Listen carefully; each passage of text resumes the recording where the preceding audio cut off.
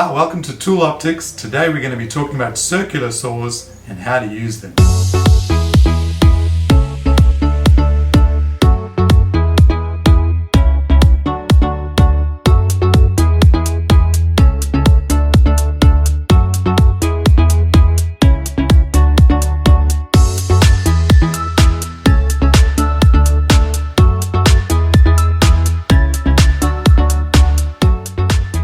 A circular saw can be one of the most useful portable tools that you own.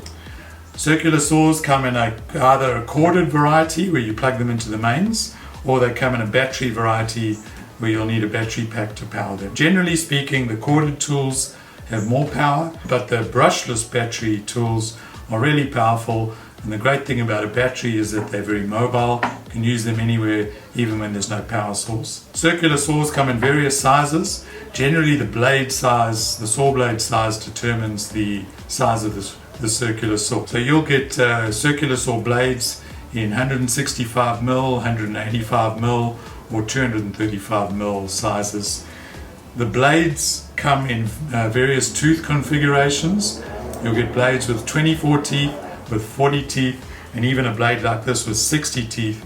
The more teeth you have, the finer your cut's going to be. Okay, so here we've got 3 circular saw blades. On the left is a 60 tooth blade for fine cutting. On the middle is a 24 tooth blade, which is a multi-purpose blade. You can see the different shape on the teeth. And on the right hand side is just a regular 24 tooth blade for cutting wood. Remember that if you're cutting steel, you'll need to buy a special blade for steel. But for timber, any one of these 3 blades will work. If you're wanting to do really fine cuts where you don't want a lot of blowout, then go for a higher tooth count, like this 60 tooth blade on the left. For this demonstration, I'm going to use my AEG 184mm circular saw that's powered by batteries. Most circular saws come with a base plate that you can adjust in the front. You lift the lever and you can adjust the angle of your cut. This saw you can cut anywhere from 0 degrees up to 56 degrees, and all the major increments are notched so that you can get to them easily. Most times you're just going to leave it on 0 and you're going to make your cut with the base plate perfectly flat and your blade perfectly square. The base plate can also be adjusted at the back for the height, and this saw you can adjust it anywhere from 0 up to 60 mils. So all you do is you set the depth of your blade. Let's say we're setting it to 40 mils. Lock that in place and then make your cut. All circular saws come with a blade guard as well. It clicks back once you make your cut. You may need to open this guard manually if you're going to drop the saw into the wood that you're cutting, but otherwise if you're just starting on the edge, generally speaking, the blade guard will move back on its own. When you finish the cut, it'll close on its own, and then you can set the saw down while the blade is still going, while it's slowing down, and you won't damage the blade. To change the blade on a circular saw, it's pretty simple. Most saws will come with an Allen key that's embedded in the handle. There's a little button on the front that you press to lock the blade in place. Once the blade is locked, you can use the Allen key to undo the nut.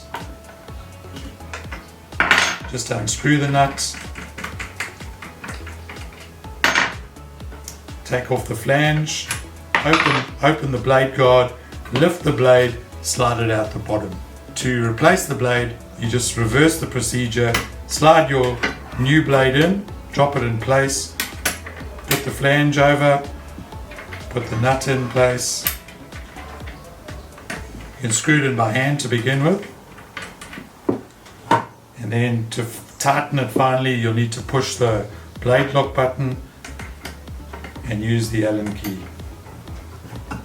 There you go, all done. It's as easy as that. Don't forget to put the Allen key back into the little holder. When you're replacing the blade, just remember that most times the manufacturer's logo goes on the outside, but there is an arrow to indicate the direction of the blade, and the blade always spins anti-clockwise.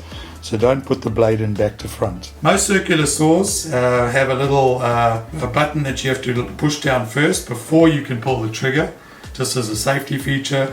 So just pull that down and then pull the trigger to start the saw. When you're making your cut, you'll see that there's two notches on your saw. The one notch will show you where the blade is going to cut. The other notch will show you, if you're making a 45-degree cut, where that cut will be. This AEG saw will use any of the 18-volt battery packs that AEG make, anything from a 2 amp hour all the way up to a 9 amp hour. In this case, I've got a 6 amp hour battery.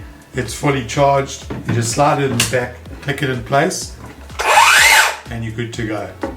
Most circular saws will come with a dust extraction port. So you just connect up your vacuum onto this port here, and it'll remove most of the dust, hopefully. Let's just say we're going to cut the end off this wood. We just mark our line with a square, get our saw, place the notch on the line, get the saw up to speed,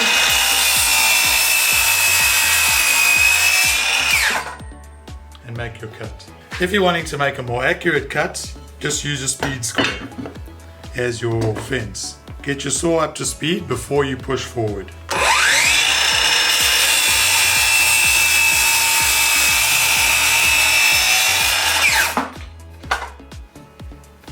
When making your cut, first of all line up your teeth with the outside of your line. Remember, don't cut on the line, cut to the right hand side or whichever is your waist side.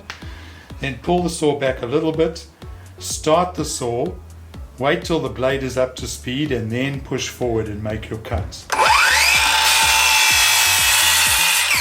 If you've got a longer board to cut, you want to clamp this side of the board down and cut over here and let this off-cut part fall away. What you've got to be aware of is that when you cut the board, you don't want the off-cut board going upwards, clamping the blade and stopping the blade. You want that off-cut to fall away, or you want it just to stay separate so that it doesn't pinch the blade at all. If you're cutting a piece of wood like this, I would just put some wood underneath it, clamp this side to the table, mark your line, and then cut along and let your offcut fall. If I wanted to cut a longer piece of board where I want to use both sides, so I don't really want the one side falling to the ground and getting damaged, I would put 3 pieces of wood and clamp my board down and have the middle piece that I can cut along, but both sides of the wood can rest on this. And all I'm going to do is, I've got a little groove in this wood, but it actually doesn't matter. This is a sacrificial piece of wood. So I'm going to cut along. I'll let my saw blade just cut maybe slightly into this wood, and both sides will be held.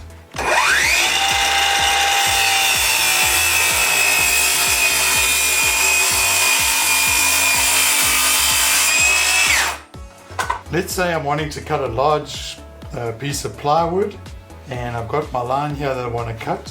What I've got here is I've made myself a straight edge from the factory edge of a piece of plywood. I've measured the distance. This fits my saw perfectly. So when I line this up onto the line and clamp it in place, it's going to give me a perfectly straight line. Now that my straight edge is in place, I'm going to set my saw depth so that it cuts just below the surface of the plywood. And what I'm going to do is I'm going to make one cut. It just cuts a 2 mil depth, and then I'm going to lower the blade some more and I'll cut the whole piece off. And what it's going to do is it's going to give me a factory edge finish.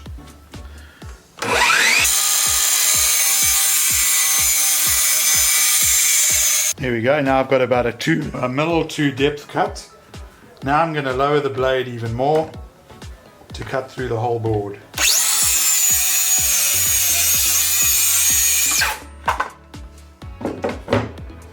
And there you go. You have a perfect finish on your board. A very little blowout along the board because you made that initial cut.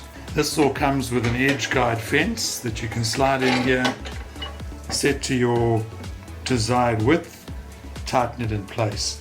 But I would recommend using a straight edge, as the saw can tend to do this while you're trying to go along. When you're making your cut, you want to just keep the saw as straight and as steady as possible, and just push along at a steady pace. You don't want to go too fast and you don't want to go too slow. Once you finish, let go of the trigger, lift the saw up, and the blade guard will click into place. Well, I hope you enjoyed this video on how to use a circular saw. If you've never used one before, they're such a handy tool to have in your workshop. I'd encourage you to go out and get yourself one. If you like this video and would like to see more content like this, consider hitting the subscribe button or leave a comment in the comments below. Maybe there's a certain tool you'd like reviewed, or maybe there's a how-to video that you'd like me to do for you. Until the next video, stay safe and keep well.